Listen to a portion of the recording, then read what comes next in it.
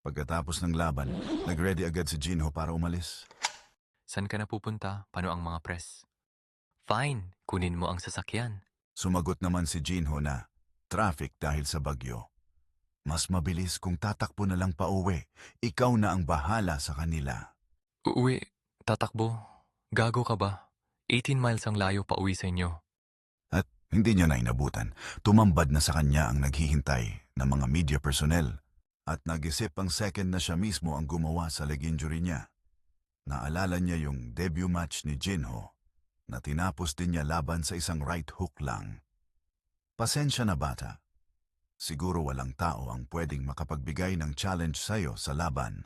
Na nakauwi ng si Jinho, naligo at tahdan, computer games naman.